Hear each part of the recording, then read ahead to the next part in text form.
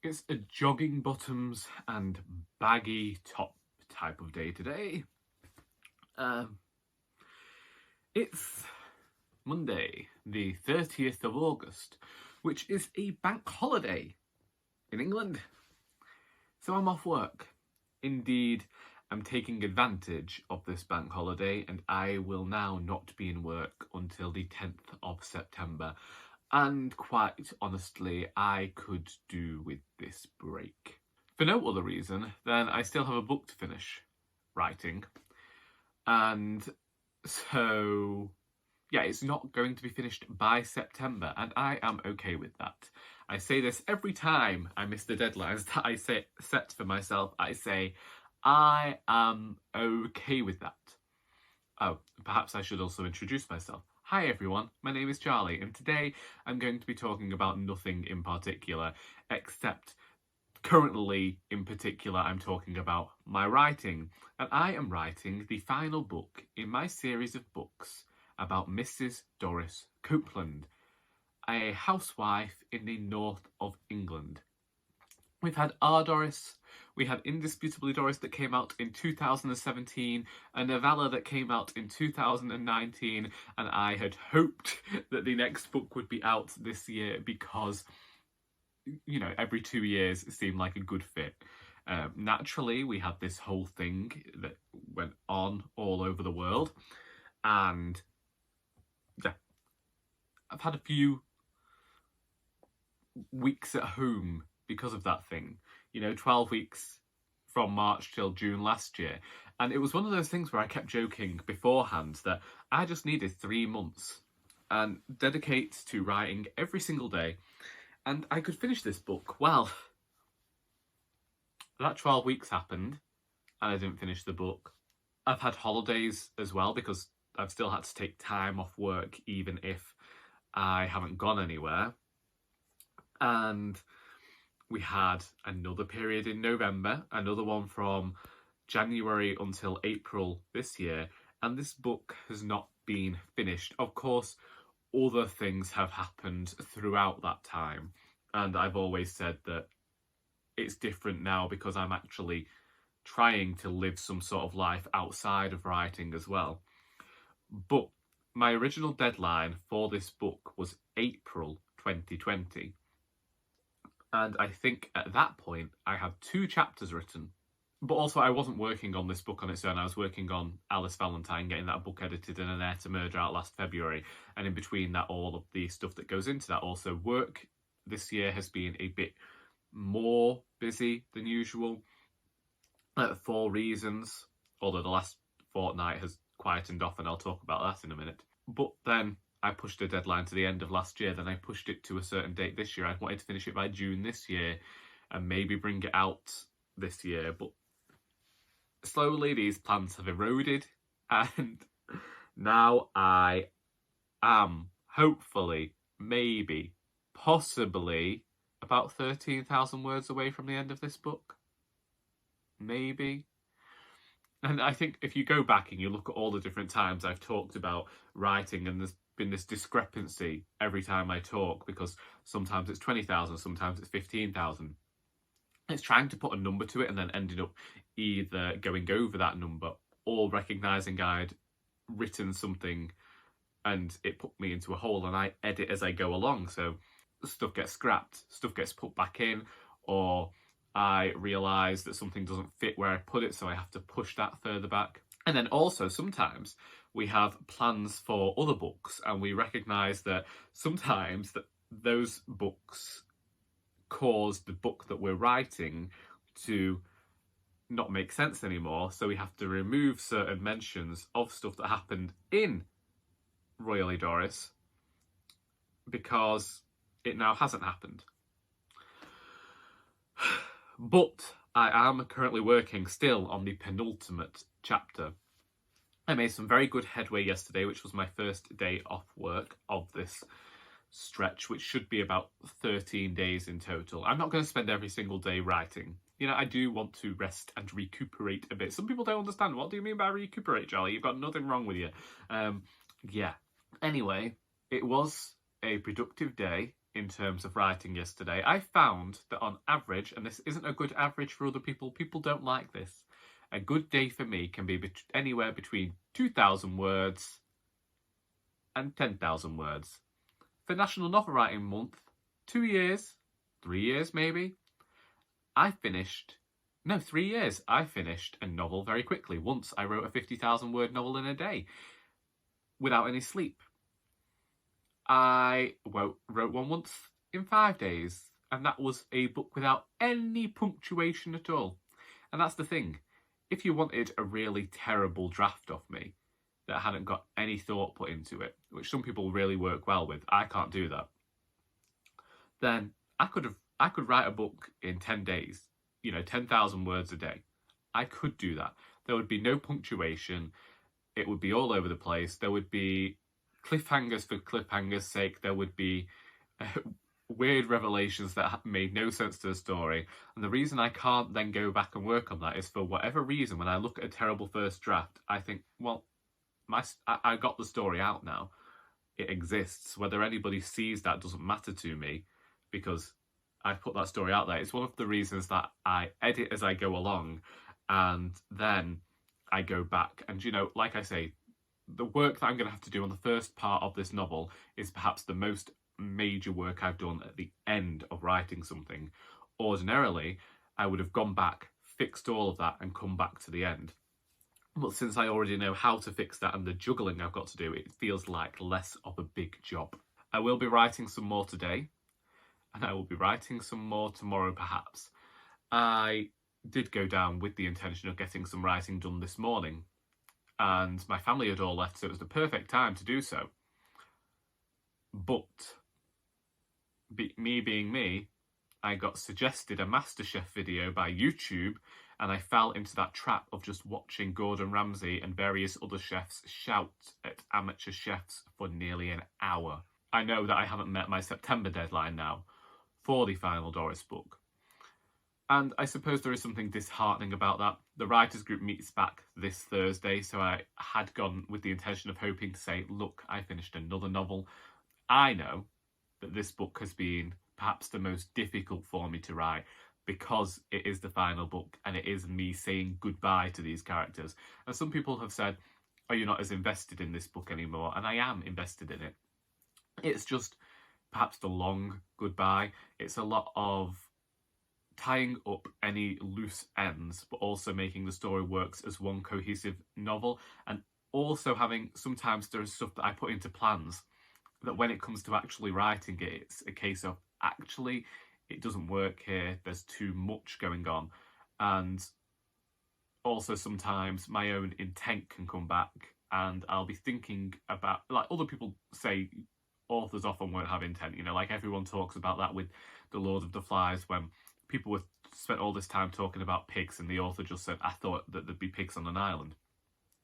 And oftentimes I don't look at stuff with an intention, but looking back, I think the way that this could be perceived is it's not working well. The perception here is skewed, so I'll remove something or I'll change it. So, also, it's difficult when you've been writing characters for 10 years to think, actually, this will be the last time of working with them. I'm taking my time and saying a proper goodbye and hoping that the end is actually a proper good send-off. Anyway, to talk about work, it has been somewhat quieter since last we spoke. It was pouring down with rain a fortnight ago. Anyway, it was dead, basically. These last 2 weeks are often, when you look back, the weeks that most of you volunteers are away. And the staff have been off as well. I always take advantage of the August bank holiday because I booked the end of this week off, and only losing 3 days holiday means that I'm actually off for nearly a fortnight. So that's what I'm doing. But the previous 2 weeks, a lot of the volunteers have been off. And then the first week, it was pouring down with rain most of the week, which caused our sales to nosedive. So much so that the Saturday, which is usually our best day, I was on my own. And my manager was due to be on holiday. And we'd asked her to come in because it was just going to be me and this other volunteer. And then we rang her up on the day and said, there is no point in you being here. We have no customers. And it was bad. It's not what you want for a charity. And then last week donations picked up, but the quality of donations seems to have gone down since it's been a problem since we first came out of that lockdown last June, is that now that we aren't looking at everything before it comes in and we can't sort it for a certain amount of time, people have started to donate actual trash. And I don't know where this idea that comes that we can... It's one of those where I think, would you buy this? Think before you donate. Is this something that I would buy? Like, sending me in the trays off your microwavable food, I can't do anything with that. Clothes that are absolutely stained and torn to pieces, I can get rag money for them, but even that causes a backlog, and then it means we're also not getting stock into the shop. And it's unfortunate that we can't really do anything about it. You know, people ring up and they ask what we can take and we tell them, and then they turn up and it's not the quality that they said it was, but they just want rid of it. I just wonder when people got so argumentative and rude. And I wondered whether it was a cultural thing, whether they've watched one too many aggressive Karen videos on the internet and now they think that's good behaviour.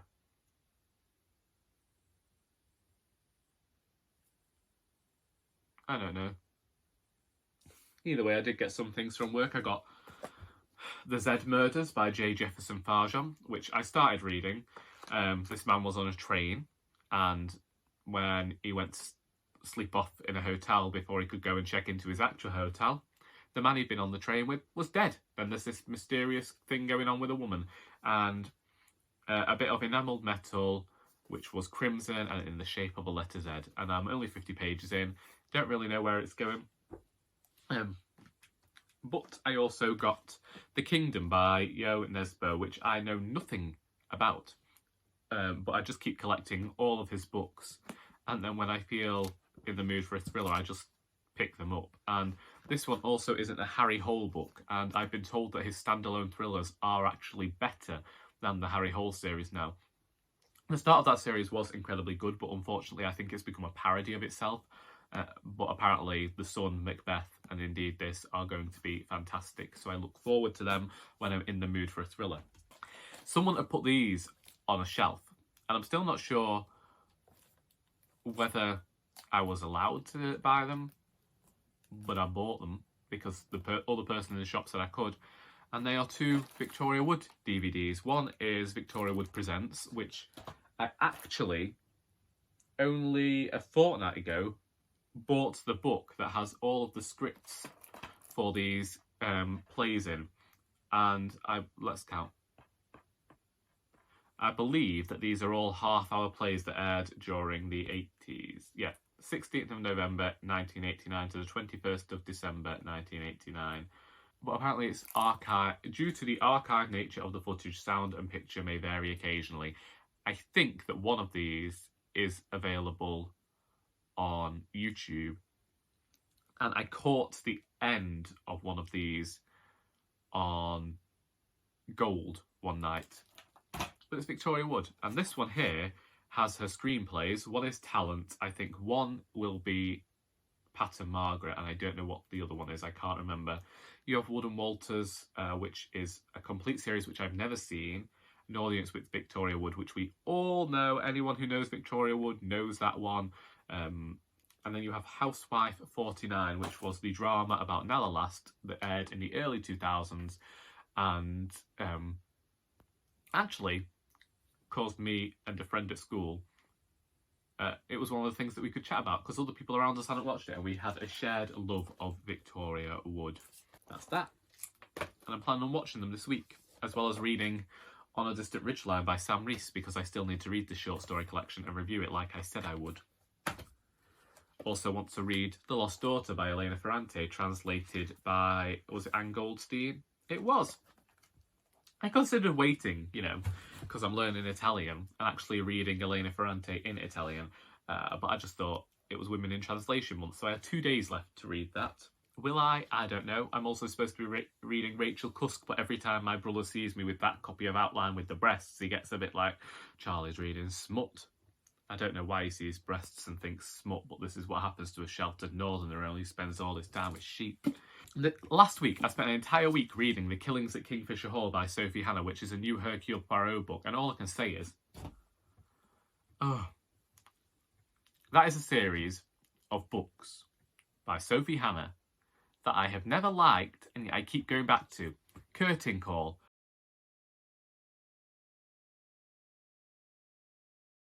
When I first reviewed that, I said, there are 4 people in the room, 3 of them are dead. Who's the killer? The second one I can't remember. The third one, Mystery at 3/4, I thought was okay, which is why I went and got that.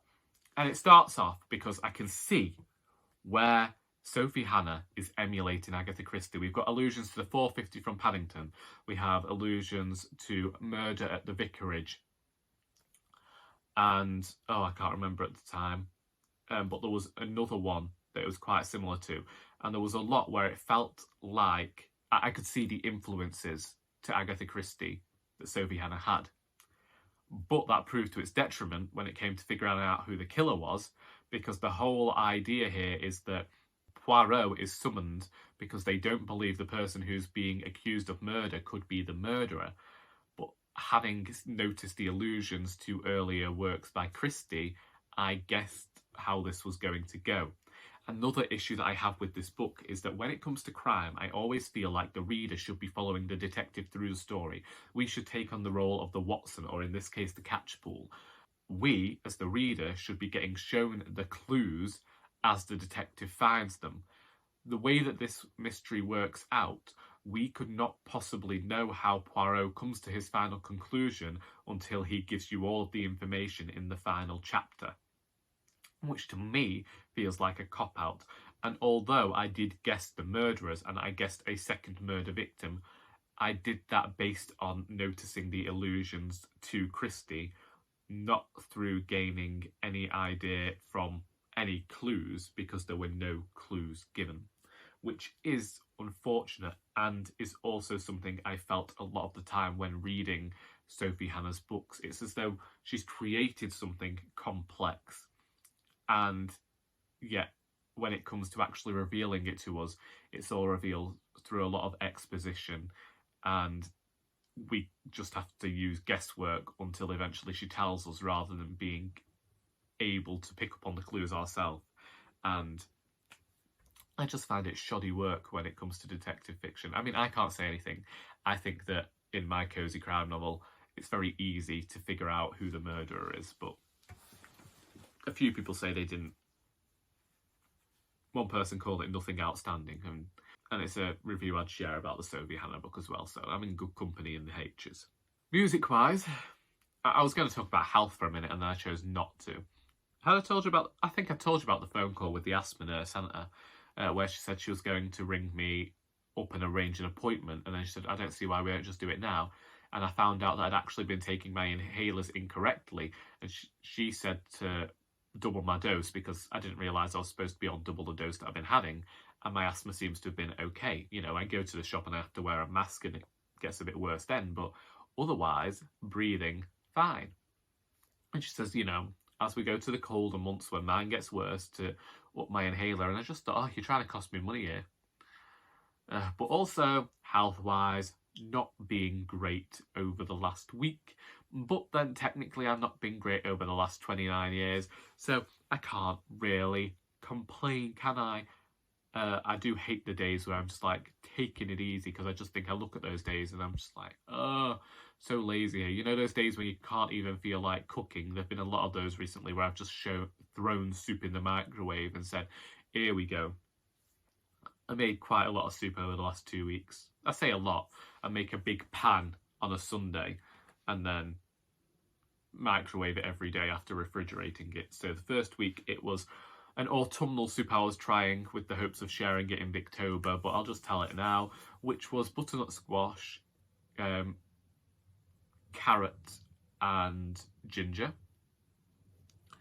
And then the following week I made leek and potato, which is just standard fare in this house. Those are 2 soups I can make and I guarantee that other people will eat them. But they also made up meals for a week, which was good because I have not felt like making proper meals. So it's been cereal or soup this week is all I can say. Sandwiches, that sort of thing. But hopefully, there'll be a day soon where I'm just like, do you know what? I have energy again. I feel like cooking. And I did actually send my mother out to a new coffee bar that has opened on a road near us. They've been in a coffee cart for a while in a nearby town. And I found them through Instagram and I found out they were opening premises. And so I sent my mother and she bought a truckload of their stuff to try, and it was very good. And one day we will be going back and we will be buying stuff because we can get straight on the canal near where they are, have a nice jaunt down the canal and then come home. But that was nice. And they do nice coffee and they're nice people and it's independent, supporting local business, all that stuff. And they also call themselves Yasmin. I just think that's a great name for a coffee shop. So if you're ever in the area and you're looking for good coffee, you can go there. Also good if you like climbing hills.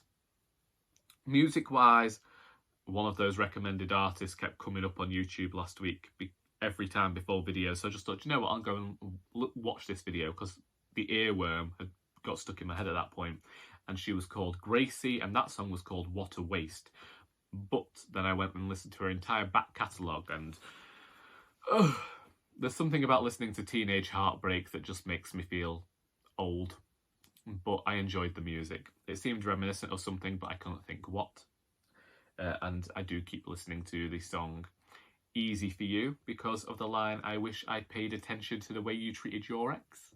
Because I think that oftentimes when we enter into relationships when quite young, we don't look at the way people have behaved in prior relationships or the way that they talk about those people now. I think that can be quite telling.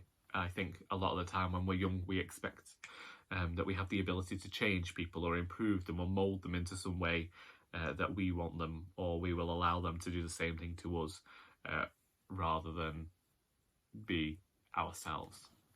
And so I thought that was a very apt song. Otherwise, I went out for a walk with my sister on Thursday. We hadn't been for a walk in a while around Teg's Nose. Sally got to walk with Floss again, which she enjoys, although she had never been inside a cafe before, so that was difficult to try and navigate. Also, like, this cafe, I asked for a scone with jam and cream, and I ended up having a refund because they had no jam, they only had marmalade. Now, I've never had a scone with marmalade and cream before. That might be all right somewhere in the country, but it's not all right for me. It's just had a refund. It was nice coffee though. And I will have to take Sally for a walk today because she hasn't had a walk since. She's been playing in the garden with my brother's dogs and they run ragged and she likes that, but a nice long walk is what she needs to stop lazing about the house like me. Anyway, I didn't mean to talk for this long. So I'm going to go downstairs and get the coffee from the pot of coffee I made before I came up here. I'm going to do some writing, do some reading, and hopefully do all that before anyone comes home. Though I'm not hopeful because it's been over an hour now.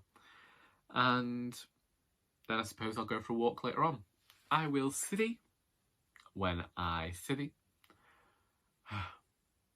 If you want to talk about any of the things I've talked about, please feel free to do so in the comments. Also, something like book recommendations, film recommendations, music recommendations. You know, it's the whole what you're reading, writing, watching, listening to type deal all over again. Although, I say reading, like, do tell me what you're reading and give it as a recommendation if you can. But do also know that I have about 40 books that I need to read before the end of the year. I don't need to read them, but I have at least 20 that are due back to the library, so there you go. I hope that you got something out of this video, even if it was sheer boredom, because I mean like that. And until next time, that is all.